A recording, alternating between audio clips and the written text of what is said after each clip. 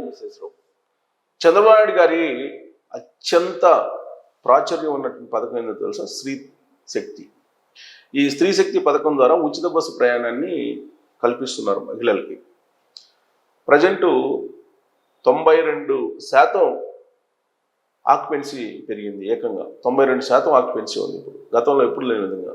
గత ఏడాది సగటున రోజుకి 25 లక్షల మంది మహిళల్ని ఉచిత బస్సు సౌకర్యం ద్వారా వాళ్ళ గమ్యస్థానానికి చేర్చితే ఆర్టీసీ ఈ ఏడాది ఫిబ్రవరిలో 26 లక్షల మందిని సగటున చేర్చింది.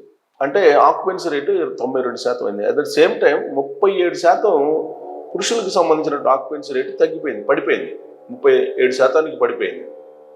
అయితే ఇక్కడ చిన్న ట్విస్ట్ ఏంటంటే, స్త్రీ శక్తి పథకం అనేది విజయవంతంగా రన్ అవుతుంది, దీంట్లో ఎలాంటి సందేహం లేదు. ఇన్సెంటివ్స్ కోసం ఆర్టీసీ ఉద్యోగులు, కండక్టర్లు ప్రత్యేకించి వ్యవహరిస్తున్నటువంటి తీరే ఇప్పుడు వివాదాస్పదమైంది. ఇప్పటి వరకు ఆర్టీసీకి ప్రభుత్వం వైపు నుంచి స్త్రీ శక్తి పథకం రీఎంబర్స్మెంట్ కింద 1714 కోట్ల రూపాయలు జమ అయింది. అయితే ఈ ఇన్సెంటివ్స్ కోసం కండక్టర్లు 0 టికెట్ కొడుతున్నారు, మహిళలు ఉన్నా లేకపోయినా. కొన్ని చోట్ల దీన్ని అబ్జర్వ్ చేశారు. అందుకే చెకింగ్స్ని ఎక్కువగా పెట్టాలని చెప్పి ప్రభుత్వం నిర్ణయించింది. ఒకటి.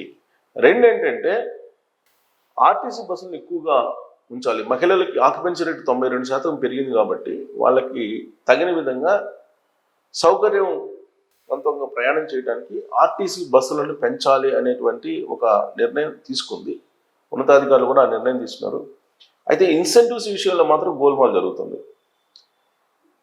ఆ ఇన్సెంటివ్స్ కోసం మహిళలు ఉన్నా లేకపోయినా బస్సుల్లో టికెట్స్ కొట్టినందువల్ల ఆక్యుపెన్సీ రేటు పెరిగిందా లేదంటే నిజంగానే వాళ్ళు ప్రయాణం చేస్తున్నారు అనేటువంటిది ఒకటి వినిపిస్తుంది.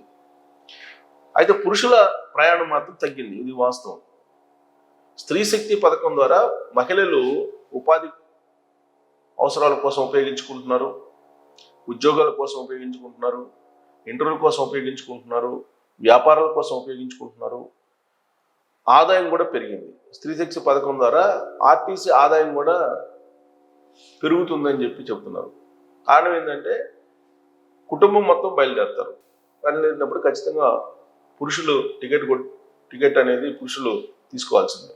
సో కారణం ఏదైతేనేమి, పరోక్షంగానైనా కానీ ప్రత్యక్షంగానైనా కానీ స్త్రీ శక్తి పథకం ద్వారా ప్రభుత్వానికి లాభం వస్తుంది అనేటువంటిది ఒక సంతోషకరమైనటువంటి అంశం. అయితే ఇన్సెంటివ్స్ కోసం కండక్టర్లు 0 టికెట్లు కొట్టడంలో గోల్మాల్ చేస్తున్నారు అనేది మరొక విషయం.